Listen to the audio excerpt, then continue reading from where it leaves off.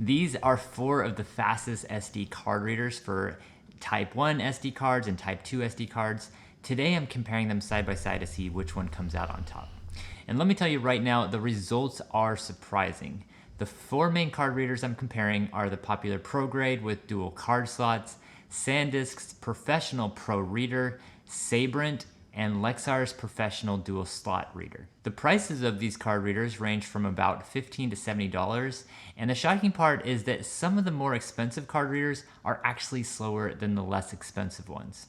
Now, I know the main reason most of you are watching this video is for read and write speed, so here they are. Now, here's the shocking part. You probably think that the Pro Grade card reader is actually going to be the fastest, but it's actually not as fast as the cheapest card reader on this list, which is the Lexar Professional Reader.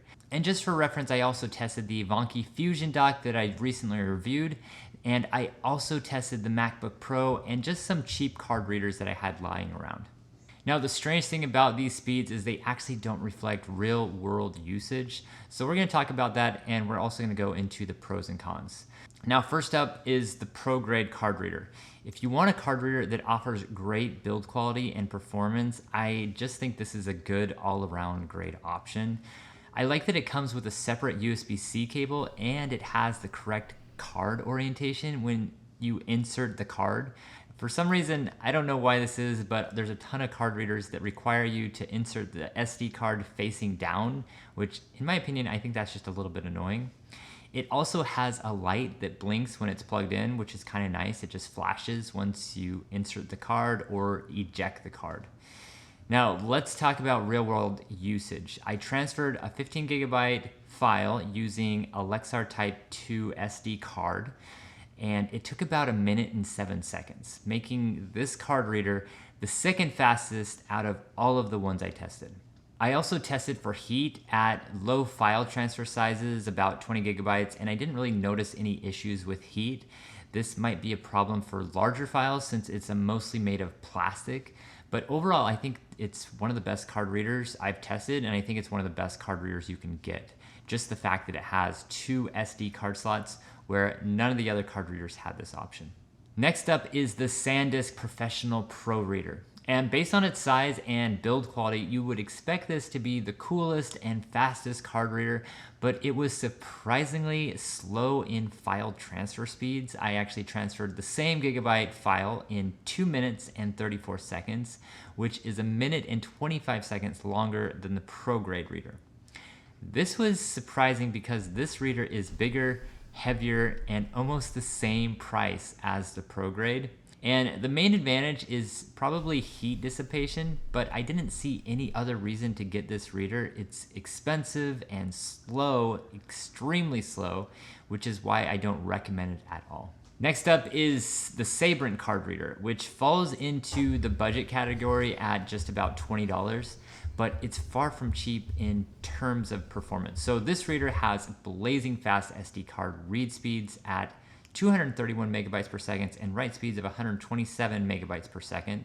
For reference, my SanDisk Extreme Pro SSD is only twice as fast, and that's a solid state drive.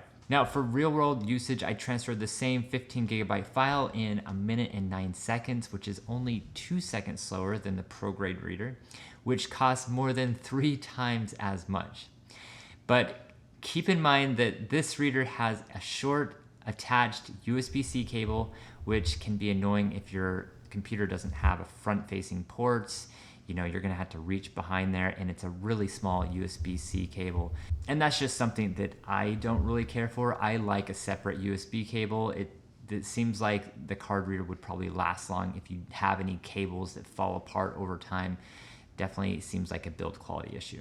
Now, the build quality for the most part seems okay, but I imagine it might struggle with larger files. I also noticed that it doesn't have a light notification when using the SD card, but overall I think it's a great value for the price. Now, the last card reader I tested is the Lexar Professional Dual Card Slot Reader, and this is one that surprised me the most.